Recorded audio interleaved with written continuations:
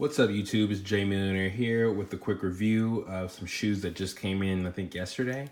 I planned on getting them a week or two ago earlier. They've been out for like weeks, but there's a whole story behind that.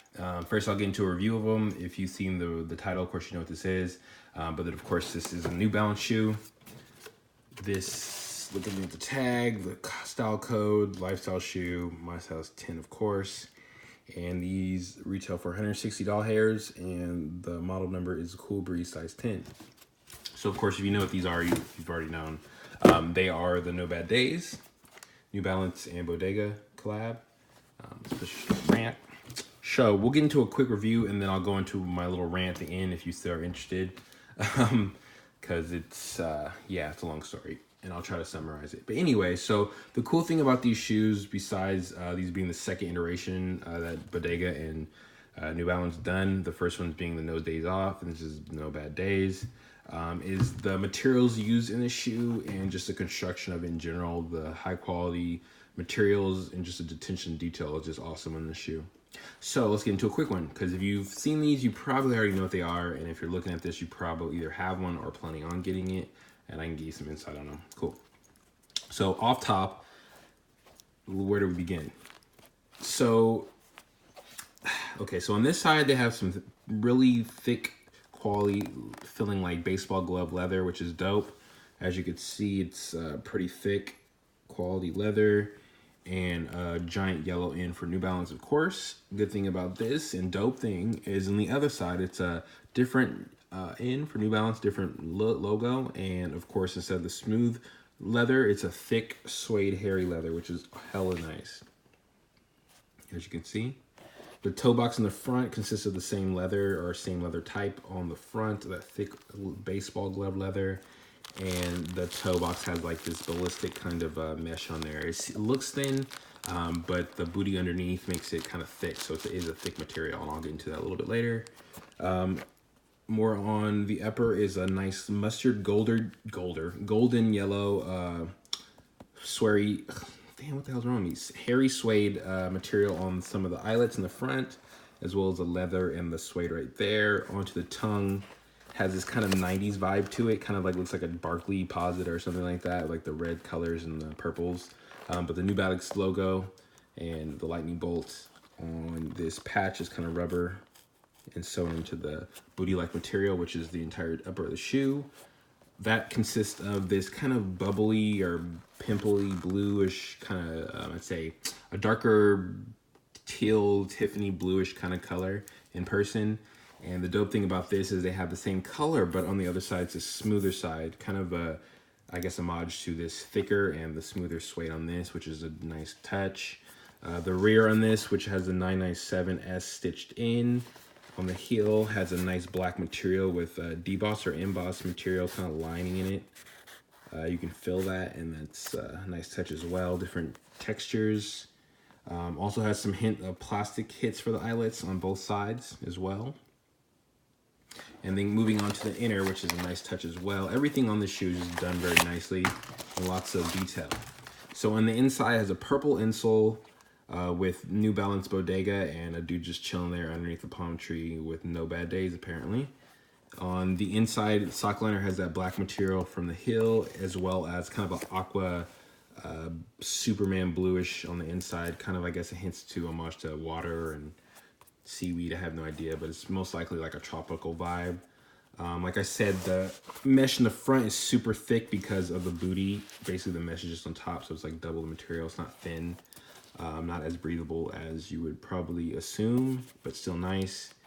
Midsole on this joint has kind of like an off kind of beige white midsole on this side, but then you turn it on this side and it has a kind of creamy grayish color. And that is different than this gray right here, which is on the heel, and it has that absorb heel shock absorption and in-cap reveal. Another couple hits of that goldish yellow that was on the eyelets are the suede right here. Different material, same color. Again, choosing a lot of different materials. And of course, this kind of fire red, infrared touch right there. And on the other end, it's a different color that is black. So hope I didn't miss anything, but yeah, see all the different materials, all of the kind of, black, white, opposite materials, smooth, textured, throughout the shoe, and it has a lot of detail. Love this shoe.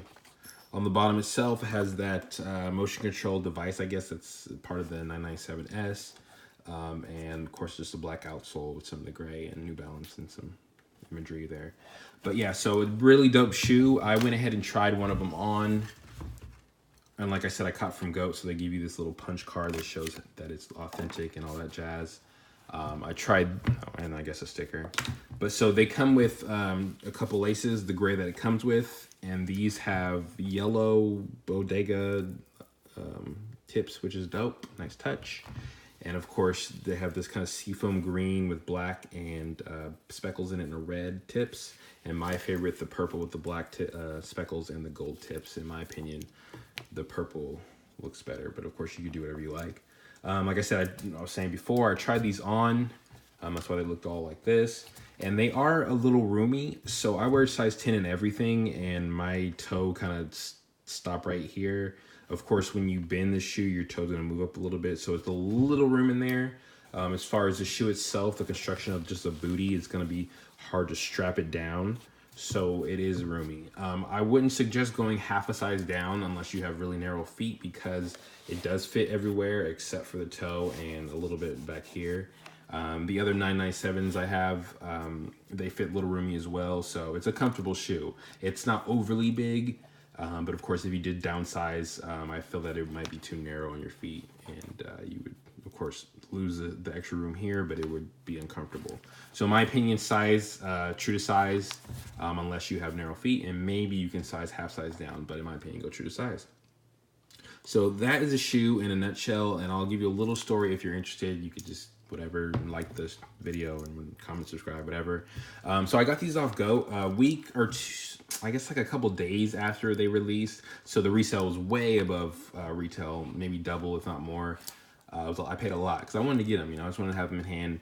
The seller at that time was supposed to ship them, and I waited and they never shipped them. I actually did StockX's job and reached out to them and said, hey, the person didn't ship the shoes. What's going on? And they said, oh, thanks for doing our job, basically. We'll figure out what's going on. Another day later, because their customer service is horrible, it takes a day or two to actually get to you or respond. They said, oh, we got another pair for you. We'll luckily find another pair. And granted, at this point, they were over $100 cheaper than what I paid. So yeah, you can get me another pair easily. Anybody can do that. I can buy another pair for cheaper. Of course, they didn't give me a refund. They didn't even mention that. They were just going to keep my extra $150 or whatever the hell it was and give me another pair for cheaper and just eat it. Like, what the fuck? And I would have to wait more too. Psh, get out of here. So I was like, nah, man, give me a refund. These scumbags said, okay, well, the guy hasn't shipped the shoes. The second seller now hasn't even shipped the shoes yet, but we're going to charge you the $20 that you would have to return for any other shoe, and we'll give you your money back minus $20. I was like, what the fuck? So, I mean, it's BS. Only thing that's good about Goat, I would say their customer service sucks, is that you can get a shoe and return it and either get store credit, or if there's their problem, they'll give you money back. In this situation, they fucking screwed me. They're trying to get over because they were trying to keep that extra almost $200. And I was like, nah, man, screw that. I can get two of the shoes for the price of one. Why would I do that? That doesn't make no sense. So long story short, I got my money back and I'm copping these for cheaper on Goat, of course. And anyways, long story short, I ended up getting them for a lot cheaper than they wanted to give them to me because they're trying to keep my money. And in result, I ended up having to lose $20, which is BS, whatever. But the end result is, I guess that's better than StockX, because once you buy on StockX, that's it. And they're not going to take returns unless you can prove something, which is they're not gonna want you to prove anything. So I guess in result, it was a catastrophe getting these, but I'm glad I got them, and I'd probably do it again. I got another story when I get these Travis Scott 6s coming, because I caught two of those off Goat. And that was another problem. I don't know if I'm going to continue using Goat, but I mean, we'll see, because there's only a couple platforms you can get it from nowadays. That's just the way the sneaker market is now. So yeah, rate, comment, subscribe. Let me know what you think. And if you got a pair, if you're still looking, if you're going to wait till the price gets more retail, because they're pretty much at $100 over retail now. So if you want them, I'd suggest just copping them. I mean, can't hurt, and they're really dope. So there you go. Peace out, y'all.